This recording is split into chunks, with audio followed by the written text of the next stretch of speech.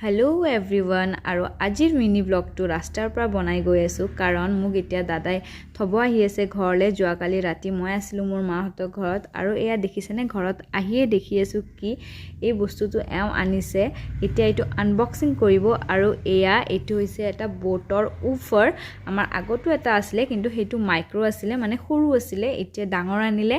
আমি যিহেতু গান শুনিয়ে থাকোঁ এনি টাইম, এওঁ বিশেষকৈ বিৰাট গান শুনি ভাল পায় আৰু বতৰটো ঠাণ্ডাৰ বাবে আজি আকৌ আমাৰ ঘৰত আহিলে মাংস আৰু এয়া মোৰ লেগ পিচ, চবতকৈ প্ৰিয় বস্তু।